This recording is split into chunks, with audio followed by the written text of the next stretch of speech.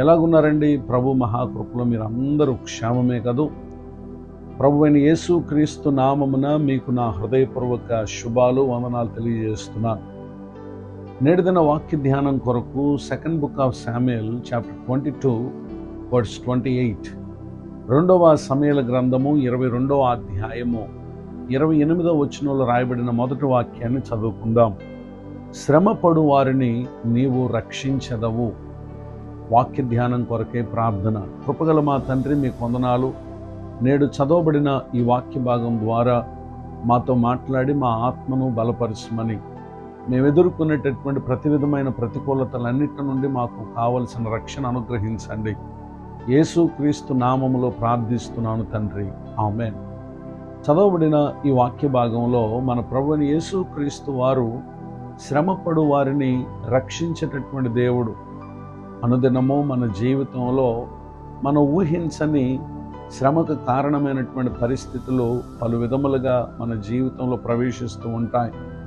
ఎంతోమంది తమ శ్రమ దినమున వారు కృంగిపోయేటటువంటి వారుగా ఉంటారు, వేదన చెందేటటువంటి వారుగా ఉంటారు. ఈ మాటలు వింటున్నటువంటి నా ప్రియులకు మీలో ఎవరైనా శ్రమతో మీ జీవితాన్ని జీవించుచున్నారా?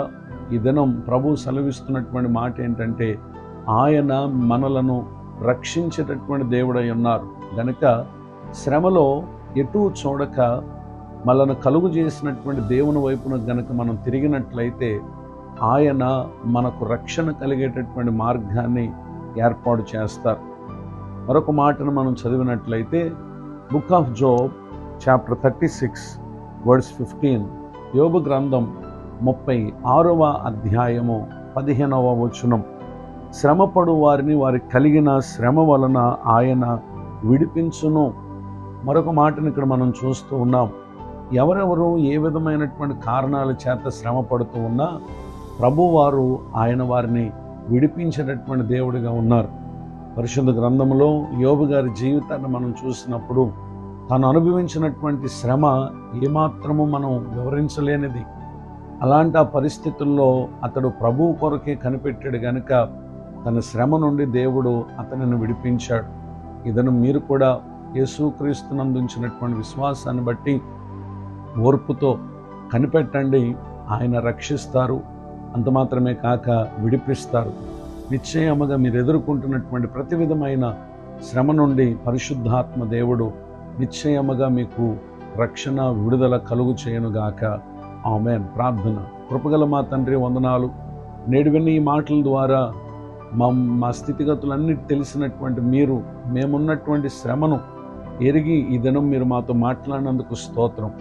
దైవ సేవకులను, వారి కుటుంబాన్ని, పరిచర్ను దీవించండి. సేవలో ఎదుర్కొంటున్నటువంటి పలు శ్రమల్లో నిశ్చయముగా వారికి మేలు కలుగు చేయుదురుగాక. నూతన సంవత్సర దయాకిరీటాన్ని ఈ దినం ఎవరైతే పొంది ఉన్నారో వారిని కూడా మీరు ఆశీర్వదించుదురుగాక. ఏ కుటుంబాలు పలు విధములైనటువంటి శ్రమలో నిరాశ, నిస్పృహతో ఉన్నారో యేసుక్రీస్తు నామమున నేడు ప్రకటింపబడిన నీ మాటల ద్వారా వారి జీవితాలలో గొప్ప విడుదల కలుగునుగాక. యేసుక్రీస్తు నామములో ప్రార్థిస్తున్నాను తండ్రి, ఆమేన్. తండ్రి, కుమార, పరిశుద్ధాత్మ దేవుడితో నడిపించునుగాక. ఆమేన్. నేడు విన్న ఈ మాటలు మీకు ఆశీర్వాదకరంగా ఉన్నాయా? అయితే మీరు పొందు మేలు మాతో పంచుకోనండి. మీ ప్రార్థన అవసరతలను కూడా మాకు తెలియపరచుటకు నా cell number 9959141897. God bless you. Have a blessed day. ఇట్లు మీ సహోదరుడు పాస్టర్ విలియం బూత్.